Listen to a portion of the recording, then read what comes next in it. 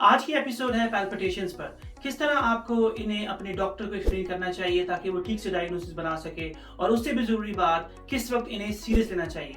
मेरा नाम है doctor Salman Aslam and welcome to another video.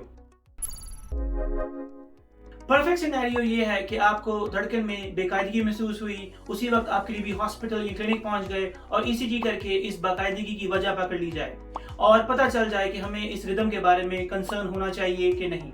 लेकिन ऐसा बहुत कम होता है, I mean close to none. लेकिन रियलिटी में जब पेशेंट्स हॉस्पिटल पहुंचते हैं तो उनकी ईसीजी नॉर्मल आती है और उसे देखकर डॉक्टर्स उन्हें घर भेज देते हैं कि कोई मसला नहीं है, जो आई नो बहुत फ्रस्ट्रेटिंग है। लेकिन पार्टली ऐसा करना सही है क्योंकि ज्यादातर पैल्पिटेशंस अगर कोई एसोसिएटेड सिम्टम्स नहीं है तो हार्मलेस होती हैं। लेकिन अगर पेशेंट्स अपनी पैल्पिटेशंस ठीक से अपने डॉक्टर को एक्सप्लेन करें तो ट्रस्ट मी, डॉक्टर को आइडिया हो जाता है कि इन पैल्पिटेशंस को आगे इन्वेस्टिगेट करने की जरूरत है या नहीं। सबको अपनी पल्स चेक करना आनी चाहिए। आप अपनी रिस्ट से या अपनी नेक से पल्स चेक कर सकते हैं। नॉर्मल हार्ट रेट 60 और 100 के दरमियान में होता है। आप अपनी पल्स फील करें, उसकी रिदम पकड़ने की कोशिश करें और फिर उसे काउंट करें, और इन दोनों में से एक यानी रिस्ट या नेक, दोनों में से एक चीज को मास्टर कर लें। तो सबसे पहला पॉइंट है ड्यूरेशन। अब नेक्स्ट टाइम जब आपको पैल्पिटेशन महसूस हो तो आपने टाइम नोट करना है। आया ये सिर्फ लम्हे भर के लिए महसूस होती हैं या 1 मिनट से ज्यादा रहती हैं, और किस वक्त और दिन में कितनी बार महसूस होती हैं। अगर पैल्पिटेशंस लंबे अरसे तक रहें यानी 20 मिनट 30 मिनट तक, तो कोशिश करें कि आप इस दौरान अपना ब्लड प्रेशर चेक करें और वो अपने डॉक्टर को जरूर बताएं। दिल एक रिदम के साथ धड़कता है और उसका रेट बिटवीन 60 to 100 रहता है। पैल्पिटेशन मतलब दिल का फड़फड़ाना, और इंटरेस्टिंग बात यह है कि दिल सिर्फ 4 तरह से ही फड़फड़ा सकता है। एक तेज जिसे हम टैकीकार्डिया कहते हैं, दूसरा स्लो जिसे हम ब्रेडिकार्डिया कहते हैं। ये दोनों ही रेगुलर यानी रिदम में और इररेगुलर यानी आउट ऑफ रिदम पैल्पिटेशंस हो सकती हैं। मैं इसे मजीद एक्सप्लेन करता हूं। जैसे पैल्पिटेशन रेगुलर और तेज हो सकती है जिसमें आपका रेट 100 से ज्यादा होगा लेकिन धड़कन रेगुलर महसूस होगी। दूसरी शक्ल है अगर पैल्पिटेशंस रेगुलर और स्लो महसूस हो।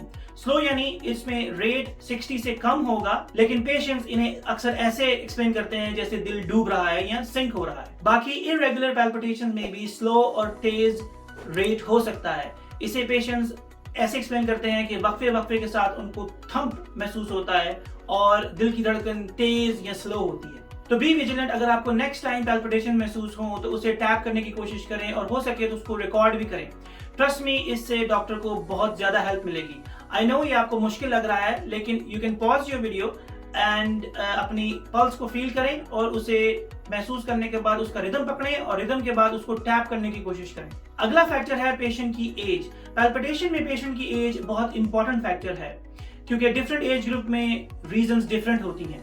लेट्स से अगर पेशेंट की उम्र अप टू 40 इयर्स है तो इन पेशेंट्स में सबसे कॉमन रीजन एसवीटी है, जिसमें दिल की धड़कन या दिल का रेट 200 से भी ज्यादा तजावज कर जाता है लेकिन ये रेगुलर महसूस होता है। इसी तरह अगर पेशेंट की एज 40 से ज्यादा है तो इन पेशेंट्स में कॉमन रीजन है एट्रियल फिब्रिलेशन, जो कि इररेगुलर पैल्पिटेशन है जिसमें धड़कन आपको इररेगुलर महसूस होती है। तो अगर आप इतना एक्सप्लेन करने में कामयाब हो जाएं तो आई थिंक आपका डॉक्टर कॉन्फिडेंटली ठीक डायग्नोसिस तक पहुंच जाएगा। अब बात करते हैं इन्हें सीरियस कब लेना चाहिए। अरिथमियाज किसी को भी हो सकती हैं, यहाँ तक कि उनमें भी जो सेहतमंद भी हैं और उनमें दिल का कोई मसला भी नहीं, लेकिन ज्यादातर पैल्पिटेशंस हार्मलेस होती हैं। अब पैल्पिटेशन को उस वक्त सीरियस लेना चाहिए, नंबर 1, जिस वक्त ये ज्यादा देर तक रहने लगे यानी 30 मिनट से 1 घंटे तक। दूसरा, अगर इसके साथ कुछ दूसरी अलामात आने लगे जैसे कि सीने में दर्द, सांस फूलने लगे, सर हल्का या चक्कर आने लगे, या यहाँ तक कि बेहोशी की कैफियत तारी होने लगे। आई होप कि आपको नेक्स्ट टाइम पैल्पिटेशंस ना हो, लेकिन अगर पैल्पिटेशंस होती हैं तो इन बातों का ख्याल रखें और अपने डॉक्टर को इसी के मुताबिक एक्सप्लेन करने की कोशिश करें। ट्रस्ट मी, अगर आप ऐसा करेंगे तो डॉक्टर आपको तवज्जो से सुनेगा। अगर आपने अभी तक चैनल सब्सक्राइब नहीं किया तो please go ahead and subscribe and please leave a comment for me and don't forget to watch my next video जिसमें हम बात करेंगे palpitations की वजूहात क्या हैं। Take care, अल्लाह हाफिज।